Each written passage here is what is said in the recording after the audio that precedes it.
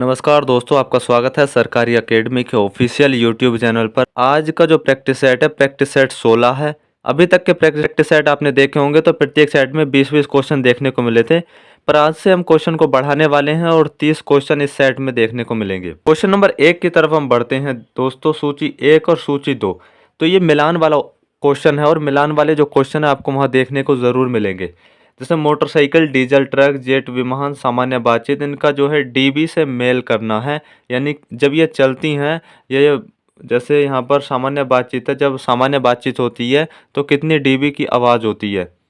तो देखिए, मोटरसाइकिल की बात करें तो मोटरसाइकिल जब स्टार्ट होती है तो उसकी 88 डीबी में आ जाती है वो। डीजल ट्रक की बात करें तो डीजल ट्रक 100 डीबी में आ जाएगा। जेट विमान की बात करें तो ये 130 डीबी में, और सामान्य बातचीत की बात करें तो ये 60 डीबी में। देखिए, इसका मतलब ये है कि अगर इससे ज़्यादा वो आवाज़ कर रही है, मोटरसाइकिल हो, डीजल ट्रक हो, तो उससे है कि ध्वनि प्रदूषण बढ़ेगा।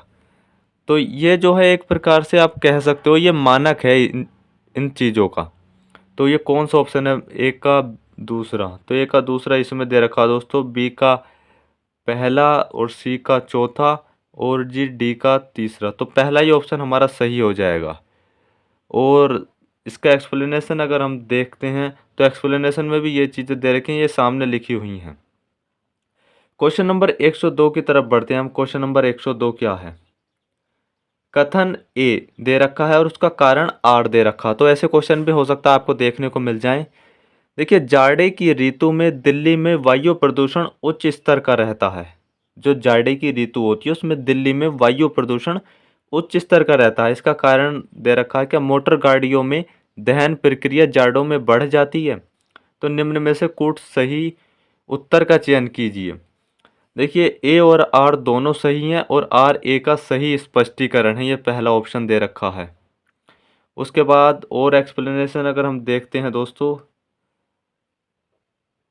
ए और आर दोनों सही हैं किंतु आर ए का सही स्पष्टीकरण नहीं है।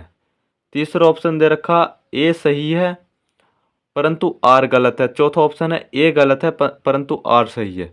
तो अगर इसका जो राइट आंसर अगर हम देखते हैं दोस्तों, इसका राइट आंसर सी हो जाएगा। यानी ए सही है परंतु आर गलत है। इसका मतलब कि जाड़े की ऋतु में दिल्ली में वायु प्रदूषण उच्च स्तर का होता है, ये बात सही है। पर मोटर गाड़ियों में दहन प्रक्रिया जाड़े में बढ़ जाती है, ये गलत है। और इसका एक्सप्लेनेशन में एक बार हम चीज़ों को समझने की कोशिश करते हैं दोस्तों। देखिए, जाड़े की ऋतु में दिल्ली में वायु प्रदूषण उच्च स्तर का रहता है। कारण यह है कि ठंडी वायु भारी होती है जिसके कारण ऊपर उठ नहीं पाती तथा धरातल से कुछ ऊंचाई पर धूल, गैस आदि की एक परत बनी जाती है।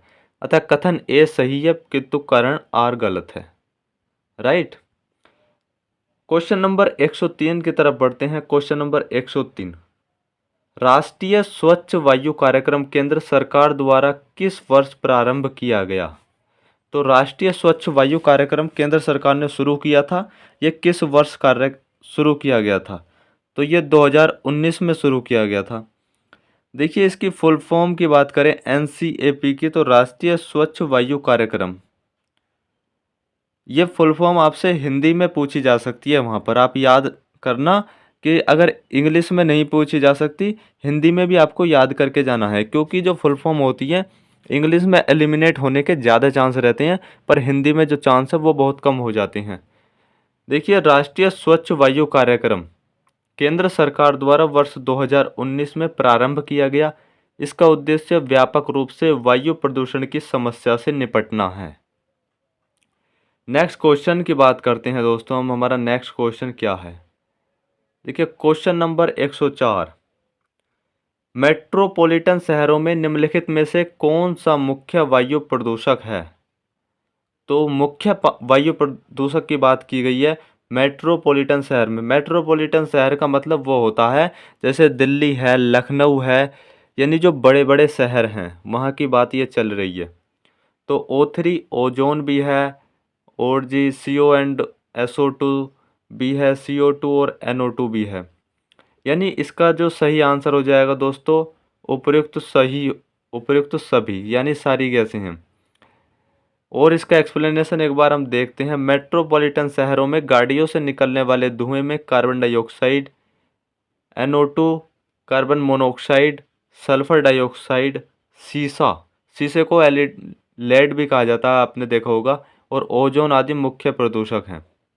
यानी कि ये ऑप्शन से अलग भी चीज़ें हैं, जैसे सीसा भी मुख्य प्रदूषक में आता है, जो जिसे लेड कहा जाता है। नेक्स्ट क्वेश्चन की तरफ बढ़ते हैं। हमारा क्वेश्चन नंबर 105वां क्या कहता है दोस्तों? क्वेश्चन नंबर 105 है, निम्नलिखित में से कौन सा एक वायु प्रदूषण के जैविक सूचक का कार्य करता है? तो जैविक सूचक का कार्य कौन सा करता है इनमें से? तो लाइकेन करता है। देखिए, लाइकेन जो है वायु प्रदूषण के जैविक सूचक का कार्य करता है, क्योंकि ये बड़े संवेदनशील होते हैं। जो लाइकेन होते हैं ये बहुत ज़्यादा संवेदनशील होते हैं। ये ग्रामीण क्षेत्र में कहीं भी खाली जगह पर उग जाते हैं, किंतु प्रदूषण वाले क्षेत्रों में नहीं पाए जाते हैं। जहाँ पर भी प्रदूषण होगा वहाँ पर आपको लाइकेन देखने को नहीं मिलेंगे। तो ये जैविक सूचक का एक कार्य करता है लाइकेन। और लाइकेन हमेशा वहाँ पाए जाएंगे, याद रखना, जहाँ पर प्रदूषण ना के बराबर होगा। और ग्रामीण क्षेत्रों में प्रदूषण जो है ना के बराबर होता है, इसलिए लाइकेन वहाँ पाए जाते हैं, क्योंकि ये बहुत ज़्यादा संवेदनशील होते हैं। ये प्रदूषण को बहुत ज़्यादा मानते हैं, जिस वजह से वहाँ पर ये उग भी नहीं पाते। नेक्स्ट क्वेश्चन की तरफ बढ़ते हैं। क्वेश्चन नंबर 106 दोस्तों। देखिए, क्वेश्चन नंबर 106 हमारा डेसिबल मूल्य और ध्वनि अनुभव। 120 तथा अधिक अत्यधिक कष्टपूर्ण ध्वनि। और जी सत्यकूट की इसमें पहचान करनी है। सबसे पहली चीज़ तो ये है कि सत्यकूट जो है हमें छांटना है। तो सत्यकूट कौन सा है इसमें? 100 से 120 कष्टपूर्ण ध्वनि। तो हमने बात की थी अभी कि जब नॉर्मल बातचीत होती है वो 60 dB की होती है, पर अगर 60 dB से ऊपर जाओगे तो उसमें वो जो है ध्वनि प्रदूषण के अंदर चीज़ें आ जाएंगी। 30 से 50 जो है शांत ध्वनि, 15 से 30 अत्यधिक शांत ध्वनि। तो दोस्तों इसका जो राइट आंसर होने वाला है वो ऑप्शन सी होने वाला है, ABCD। ABCD कैसे? मैंने बोला था जब आपको 60 dB की नॉर्मल बातचीत जब आप करते हो किसी से, तो वो 60 dB होता है, तो उससे जो तीसरा व्यक्ति कोई भी परेशान नहीं होता। तो इन्होंने यहाँ पर कहा है कि भाई 100 से 120 dB में अगर कोई बातचीत चल रही है तो सीधी सी बात है वो कष्टपूर्ण ध्वनि होगी। 30 से 40 के बीच में चल रही है तो शांत होगी, और 15 से 30 के बीच में चल रही है तो अत्यधिक शांत होगी, और 120 तथा अधिक है तो अत्यधिक कष्टपूर्ण ध्वनि होगी। यानी डीबी जितनी ज़्यादा कम होगी, डीबी कहाँ से शुरू होती है? 0 से शुरू होती है। जितनी कम डीबी होगी उतना ही माहौल शांत रहेगा, और जितनी ज़्यादा डीबी उठती रहेगी माहौल उतना ही प्रदूषण की तरफ बढ़ता रहेगा, यानी ध्वनि प्रदूषण ज़्यादा हो जाएगा। आप सुन नहीं पाओगे किसी की बात। बहुत, ये ध्वनि प्रदूषण के बारे में मैं बात कर रहा हूँ। कोई बोल रहा है तो तीसरा पर्सन सुन नहीं पाएगा। अगर 120 dB से ऊपर की आवाज़ का मतलब है दोस्तों जब ज़्यादा भीड़ शोर मचाती है। IPL के मैचों में आपने देखा होगा वहाँ पर भी आता है डीबी लिखा होने पे। जैसे कोई बड़ा प्लेयर एंटर करता है मैदान में तो वहाँ पर लिखा हुआ आता है कि इतने डीबी की इस समय आवाज़ हो रही है। तो आपने देखा होगा कितनी ज़्यादा क्राउड होता है। अगर 120, 126, 127 डीबी में आपने देखा होगा मीटर जब वो उठाते हैं डीबी वाला। तो इसका मतलब हमारे जो चारों ऑप्शन हैं ये सही हैं, जैसे लिखे गए हैं ये बिल्कुल राइट हैं दोस्तों। और जी क्वेश्चन नंबर 107 की तरफ बढ़ते हैं। क्वेश्चन नंबर 107 क्या है? WHO ने सुरक्षा की दृष्टि कितने ध्वनि को मानक ध्वनि स्वीकृत किया है?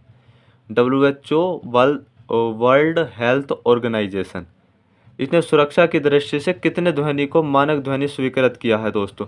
तो इन्होंने जो किया है 55-45, यानी 55 दिन में और 45 रात में होनी चाहिए। नॉर्मल बातचीत की तो देखो मैंने बात की थी, 60 बोला था मैंने, तो 60 से ऊपर तो बिल्कुल गलत ही है। 60 एक मानक है, पर यहाँ WHO की बात रखी गई है। तो WHO ने कहा कि भाई अगर आप दिन में बातचीत कर रहे हो तो 55 dB होनी चाहिए, और अगर आप रात्रि में बात कर रहे हो तो 45 dB होनी चाहिए। आपको पता होगा रात में माहौल शांत रहता है, तो जब आप बोलते हो तो वो जो आवाज़ है वो ज़्यादा दूर तक जाती है। WHO ने सुरक्षा की दृष्टि से दिन में 55 डेसिबल ध्वनि तथा रात्रि में 45 डेसिबल ध्वनि का मानक स्वीकृत किया है, जबकि महानगरों में यह 90 से 100 डेसिबल पाई जाती है। महानगर का मतलब वही हो गया दिल्ली, लखनऊ जैसे जो शहर हैं, ये महानगर हैं। तो यहाँ पर तो भाई अगर दिन में बातचीत करोगे तो 100 डीबी की रहेगी और रात्रि में करोगे 90 डीबी की, क्योंकि शोरगुल इतना ज़्यादा रहता है, सब बड़े बड़े शहर हैं। और आपको एक क्वेश्चन का जवाब देना है। जो वर्ल्ड हेल्थ ऑर्गेनाइजेशन है, इसका जो स्थापना दिवस है वो 7 अप्रैल 1948 को इसकी स्थापना हुई थी। तो 7 अप्रैल को हम स्वास्थ्य दिवस मनाते हैं। आपको ये बताना WHO का जो हेड क्वार्टर है वो किस शहर में है। ये आपका होमवर्क है। आपको पता हो तो आप कमेंट में ज़रूर लिखें। ऐसे हेडक्वार्टर आपसे पूछे जा सकते हैं जो इन चीज़ों पर पकड़ बनाते हैं, यानी प्रदूषण को कंट्रोल में करने की कोशिश करते हैं, स्वास्थ्य पर ध्यान देते हैं। ऐसे जो हेडक्वार्टर हैं वो पूछे जा सकते हैं आपसे एग्जाम में। क्वेश्चन नंबर 108 है, मनुष्य के कान कितने हर्ट्ज तक सुनने की क्षमता रखते हैं। अब यहाँ पर बात आ गई कि हम कितनी आवाज़ को सुन सकते हैं, उससे ऊपर की जो आवाज़ है हम सुन नहीं सकते। तो दोस्तों 20 हर्ट्ज से 20,000 हर्ट्ज तक सुन सकते हैं। बहुत ही इंपॉर्टेंट क्वेश्चन है, साइंस का ये क्वेश्चन है दोस्तों। यानी कि 20 हर्ट्ज से अगर कम की आवाज़ है तो उसे भी हम नहीं सुन पाएंगे। 20,000 हर्ट्ज से भी ज़्यादा की आवाज़ है उसे भी हम नहीं सुन पाएंगे। इसके बीच में ही हम सुन पाते हैं। देखिए एक्सप्लेनेशन इसका एक बार हम देखते हैं कि मनुष्य के कान 20 हर्ट्ज से 20,000 हर्ट्ज तक सुन सकते हैं। इसे मनुष्य का श्रव्य परास कहते हैं। अगर आपसे पूछ ले कि मनुष्य का जो श्रव्य परास है वो क्या है, तो 20 हर्ट्ज से 20,000 हर्ट्ज तक है। ध्वनि की तीव्रता को मापने के लिए डेसिबल इकाई निर्धारित की गई है, यानी डीबी की जो फुल फॉर्म है वो डेसिबल है।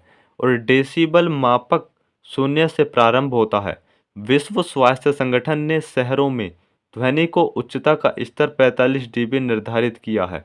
मैं आपको फिर बता दूं, 45 डीबी जो किया है रात्रि में, और जी 55 डीबी जो किया है वो किया है भाई दिन में। और ये जो कहा है ना कि शहरों में, तो वहाँ पर जो 90 और 100 का जो एक मैंने आपको आंकड़ा बताया था, तो वो WHO ने नहीं कहा, वो बताया गया है नॉर्मल, क्या शहरों में दिन में कितनी डीबी रहती है, डेसिबल में बात होती है, और रात्रि में कितने की होती है। तो रात्रि में 90 डेसिबल और दिन में 100 डेसिबल। तो WHO ने ये नहीं कहा कि ग्रामीण में इतना रहना चाहिए और शहर में इतना। WHO ने सीधा बात बताई है, 45 डीबी और 55 डीबी। अब आप कहीं पर भी उसे मान सकते हो दोस्तों। नेक्स्ट क्वेश्चन की तरफ बढ़ते हैं। हमारा नेक्स्ट क्वेश्चन क्या है, देखिए क्वेश्चन नंबर हमारा 109वां क्वेश्चन है दोस्तों। पर्यावरण और वन मंत्रालय कब अस्तित्व में आया। तो 1985 में आया था पर्यावरण और वन मंत्रालय अस्तित्व में। पर्यावरण और वन मंत्रालय 1985 में अस्तित्व में आया। 1980 में केंद्र सरकार ने पर्यावरण विभाग का गठन किया तथा वर्ष 2014 में यह पर्यावरण, वन और जलवायु परिवर्तन मंत्रालय हो गया। नेक्स्ट क्वेश्चन हमारा 110वां क्वेश्चन है, दिल्ली और NCR में वायु प्रदूषण की रोकथाम और जी नियंत्रण और कमी के लिए 12 जनवरी 2017 को ग्रेडेड रिस्पांस एक्शन प्लान अधिसूचित किया गया। उसमें वायु गुणवत्ता सूचकांक की कितनी श्रेणियां बनाई गई हैं। तो 4 श्रेणियां बनाई गई हैं। वो 4 श्रेणियां कौन कौन सी हैं, देखिए केंद्र सरकार ने लक्ष्य के साथ व्यापक तरीके से देश भर में वायु प्रदूषण की समस्या से निपटने के लिए दीर्घकालिक समयबद्ध राष्ट्रीय स्तर की रणनीति के रूप में केंद्रीय क्षेत्र प्रदूषण नियंत्रण योजना के तहत राष्ट्रीय स्वच्छ वायु कार्यक्रम यानी NCAP शुरू किया है। दिल्ली एवं NCR के लिए सरकार ने वायु गुणवत्ता सूचकांक को 4 श्रेणियों में बांटा है। NCR का जो क्षेत्र होता है वो दिल्ली के आसपास का क्षेत्र कहा जाता है। एक क्वेश्चन मैं आपसे पूछता हूँ, इन्फोर्समेंट कांस्टेबल की आप तैयारी कर रहे होगे, UPG के आपने पढ़ा होगा। NCR में कितने जिले आते हैं उत्तर प्रदेश के, ये आपको बताना है कमेंट बॉक्स में, अगर आप पहले क्वेश्चन का आंसर नहीं बता पाए हो तो। क्वेश्चन नंबर 111, केंद्र सरकार द्वारा वायु गुणवत्ता सूचकांक में बांटे गए 4 श्रेणियों के अंतर्गत कौन सी श्रेणी नहीं है। तो कौन सी श्रेणी नहीं है दोस्तों, इस क्वेश्चन को मध्यम से खराब, बहुत खराब, गंभीर, गंभीर प्लस या आपातकालीन? इसका एक बार एक्सप्लेनेशन हम देख लेते हैं। एक्सप्लेनेशन क्या है? देखिए, दिल्ली और एनसीआर में जो वायु प्रदूषण की रोकथाम, नियंत्रण और कमी के लिए 12 जनवरी 2017 को ग्रेडेड रिस्पॉन्स एक्शन प्लान के तहत या उसके अंतर्गत 4 श्रेणियां बांटी गई हैं, जो इस प्रकार हैं: मध्यम से खराब, बहुत खराब, गंभीर और गंभीर प्लस या आपातकालीन श्रेणियों के लिए वर्गीकृत किया गया है। तो इसका जो सही आंसर हो जाएगा वो उपयुक्त सभी हो जाएगा। यानी इसकी जो 4 श्रेणियां दी गई हैं दोस्तों, वो 4 श्रेणियां जो है वो कौन कौन सी है जो केंद्र सरकार द्वारा बांटी गई हैं? तो मध्यम से खराब, बहुत खराब, गंभीर और गंभीर प्लस या आपातकालीन। नेक्स्ट क्वेश्चन की तरफ बढ़ते हैं। हमारा क्वेश्चन नंबर 112 क्या कहता है? क्वेश्चन नंबर 112 है, समीर ऐप किससे संबंधित है? तो भाई समीर ऐप किससे संबंधित होना चाहिए? समीर आपको पता होगा ये वायु का पर्यायवाची है, तो वायु प्रदूषण से संबंधित है और वायु गुणवत्ता से। ऑप्शन सी सही हो जाएगा, ए और बी दोनों। देखिए, समीर ऐप वायु प्रदूषण गतिविधियों के खिलाफ शिकायत दर्ज करने के प्रावधान के साथ वायु गुणवत्ता की जानकारी जनता के लिए उपलब्ध कराना है।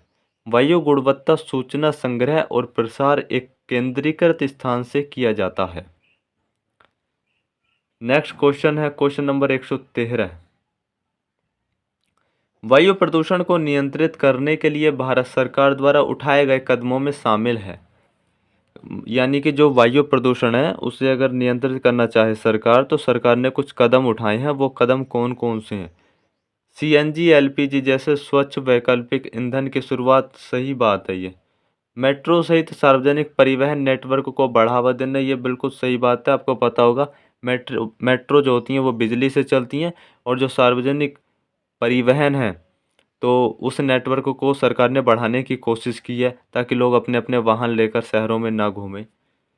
और जी, कार्बन मोनोऑक्साइड और हाइड्रोकार्बन का परीक्षण करने वाले अवधि चलित वाहनों का अनिवार्य पीयूसी प्रमाणन, तो ये भी सही बात है। यानी उपयुक्त तो सही इसका राइट आंसर हो जाएगा दोस्तों। नेक्स्ट क्वेश्चन की तरफ बढ़ते हैं। हमारा नेक्स्ट क्वेश्चन क्या है? क्वेश्चन नंबर 114 है हमारा, वाहनों के लिए ईंधन के रूप में पेट्रोल के बजाय खालिस्तान का उपयोग वायु प्रदूषण को काफ़ी कम कर सकता है। तो सीएनजी कर सकता है भाई कम। रसोई गैस नहीं करेगी, डीजल नहीं करेगा। यानी वाहनों के लिए आपको पता होगा, वाहनों में जो है, जो रसोई में जो गैस चलती है उससे वाहन थोड़ी ना चलेंगे, सीएनजी से चलती हैं। और वो जो रसोई घर में गैस होती है वो सीएनजी गैस होती है। ओ सीएनजी बोल रहा हूँ मैं। वो जो गैस होती है जो रसोई में चलती है वो दोस्तों एलपीजी गैस होती है। रसोई में चलने वाली गैस कौन सी होती है? एलपीजी गैस होती है। और वाहन जो चलते हैं जिस गैस से, वो सीएनजी गैस होती है। नेक्स्ट क्वेश्चन है, पहले इसका एक्सप्लेनेशन देख लेते हैं। देखिए, वाहनों के लिए ईंधन के रूप में पेट्रोल के बजाय सीएनजी का उपयोग वायु प्रदूषण को काफ़ी कम कर सकता है। इसकी पहचान पर्यावरण अनुकूल के रूप में हुआ है। देखिए, वायु प्रदूषण तो होगा सीएनजी से भी, पर उसकी मात्रा में बात की जाए पेट्रोल की तो वो बहुत कम होगा। नेक्स्ट क्वेश्चन दोस्तों, क्वेश्चन नंबर हमारा 115 है। देखिए, परिवहन वाहनों के लिए ईंधन के रूप में पेट्रोल की तुलना में सीएनजी को प्राथमिकता दी जाती है। क्यों क्यों दी जाती है? जो सीएनजी को प्राथमिकता दी जाती है पेट्रोल की तुलना में, यह ऊर्जा का एक नवीकरणीय स्रोत है, यह कम प्रदूषणकारी है, इसे उच्च दाब में संपीड़ित किया जा सकता है, इसका पूर्ण दहन होता है। तो यह कम प्रदूषणकारी है, सीधी सी बात है। ये जो है कम प्रदूषणकारी है पेट्रोल से, इसलिए इसे प्राथमिकता ज़्यादा दी जाती है। देखिए, क्वेश्चन नंबर 116 है हमारा, राष्ट्रीय ग्रीन हाइड्रोजन मिशन के कैबिनेट ने कब मंजूरी दी है? तो जनवरी 2023 में मंजूरी दी है। इसका एक्सप्लेनेशन देखें। राष्ट्रीय ग्रीन हाइड्रोजन मिशन की कैबिनेट ने 4 जनवरी 2023 को मंजूरी प्रदान की है। इस ग्रीन प्रोजेक्ट की प्रारंभिक राशि 19,744 करोड़ रुपए है। इस मिशन का जो उद्देश्य है वो भारत को ऊर्जा के क्षेत्र में आत्मनिर्भर बनने और अर्थव्यवस्थाओं में सहयोग करने वाले प्रमुख क्षेत्रों में कार्बन उत्सर्जन कम करना है। नेक्स्ट क्वेश्चन, क्वेश्चन नंबर 117 क्या कहता है?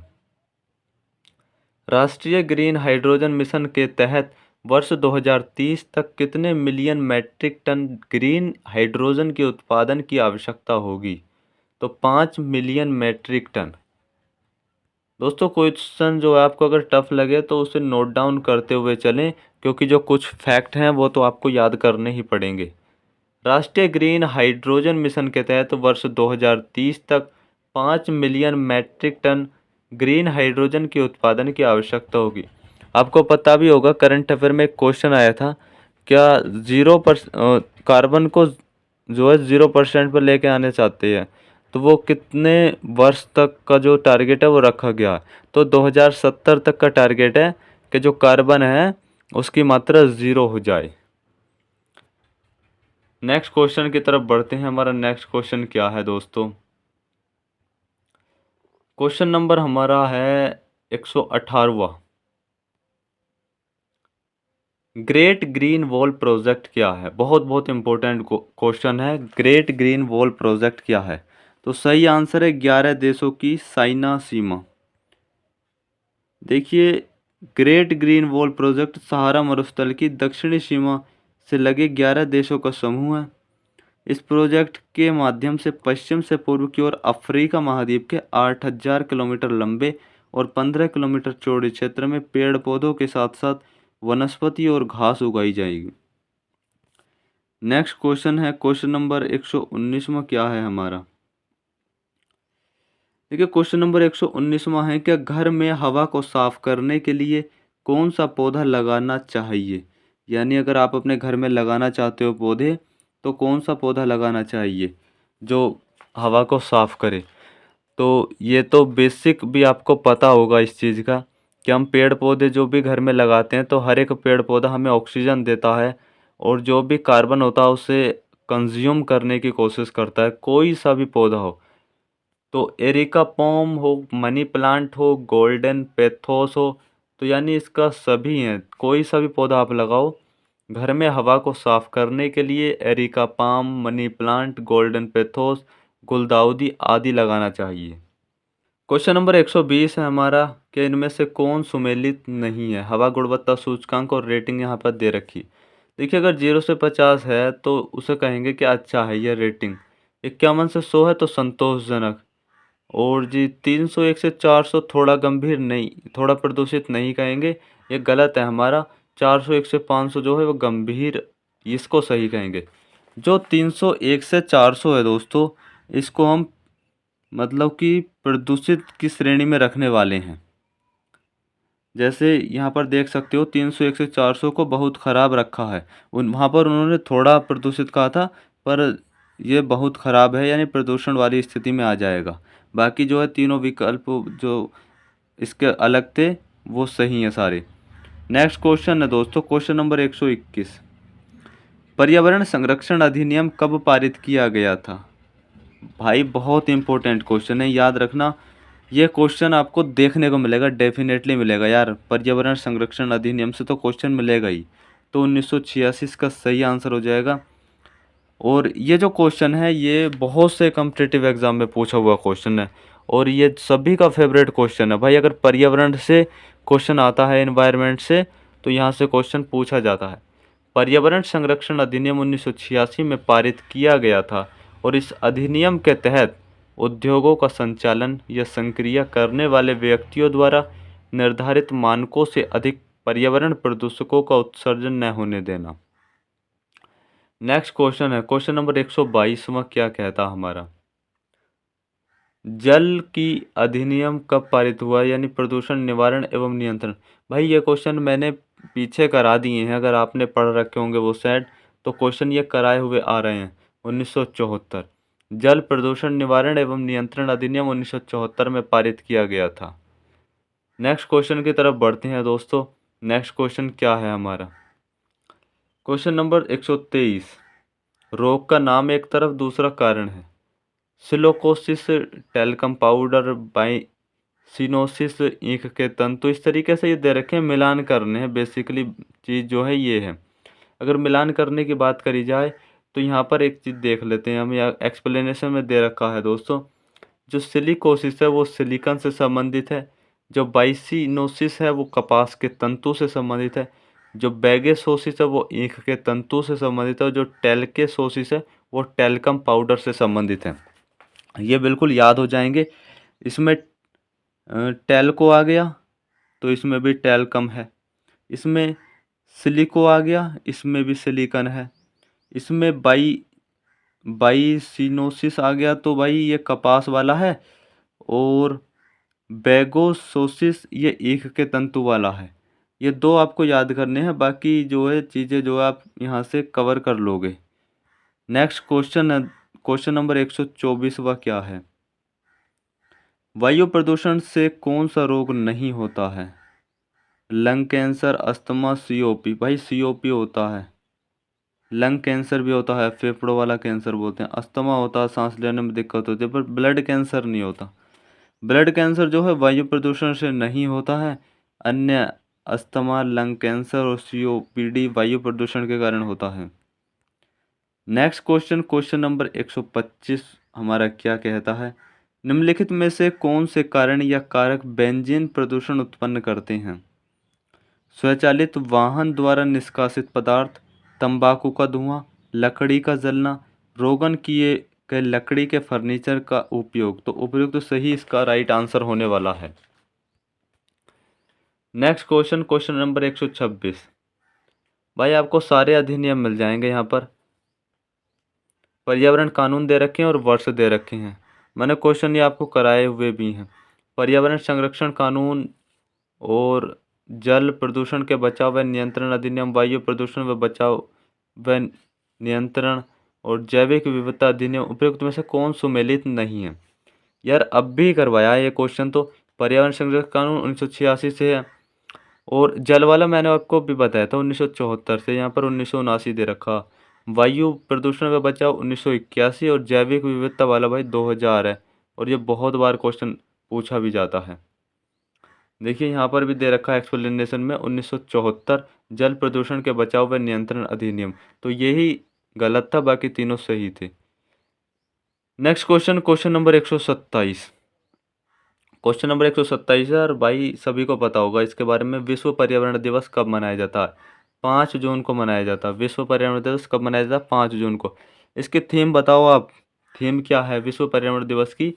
जो 2024 में क्या थीम थी इसकी? थीम भी आपसे पूछी जा सकती है। नेक्स्ट क्वेश्चन की तरफ बढ़ते हैं। हमारा नेक्स्ट क्वेश्चन क्या है?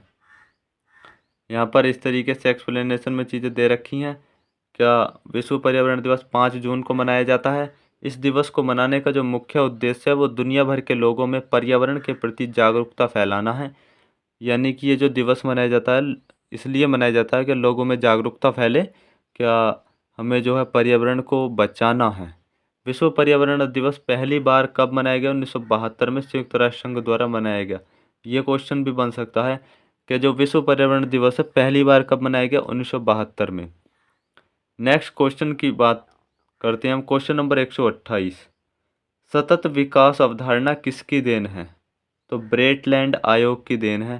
देखिए सतत विकास की अवधारणा ब्रेटलैंड आयोग की देन है। फैक्ट है, इंपॉर्टेंट क्वेश्चन है, लिख लो कहीं पर भी आप। नेक्स्ट क्वेश्चन की तरफ बढ़ते हैं। क्वेश्चन नंबर नेक्स्ट है हमारा 129। विश्नोई आंदोलन इनमें से किसके विरुद्ध शुरू किया गया था? किसके विरुद्ध शुरू किया गया था? पेड़ों की कटाई के विरुद्ध किया गया था।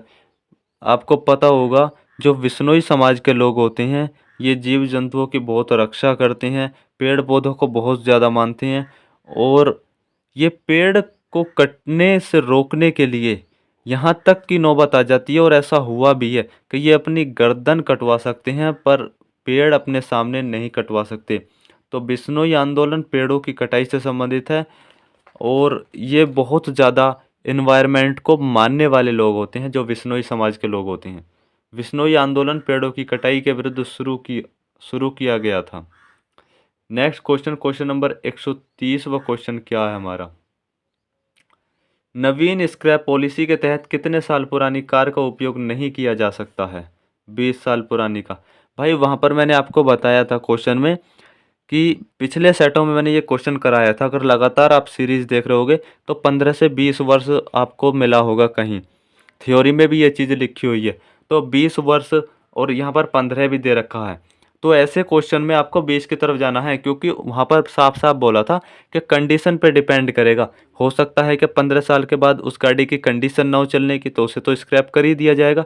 हो सकता है 15 के बाद चलने की स्थिति में हो तो उसे स्क्रैप नहीं किया जाएगा, और 20 साल के बाद उसका जो है परीक्षण किया जाएगा। और ज़्यादातर आपको पता होगा कि 20 साल के बाद जो है ये जो गाड़ियाँ होती हैं ये स्क्रैप कर दी जाती हैं। अभी तो गवर्नमेंट ने जो रूल है वो लागू कर दिया है कि 15-20 वर्ष का जो समय है, क्या 15 साल बाद या 20 साल बाद। तो 15 के बाद जो है अगर कंडीशन उनकी सही होती है, रोड पे उतरने लायक, चलने लायक होती है, तो वो 20 साल तक चलती हैं, उसके बाद स्क्रैप कर दिया जाता है। नवीन स्क्रैप पॉलिसी 2023 में आई थी और इसके अनुसार 20 साल पुरानी कार का उपयोग नहीं किया जा सकता। Next question,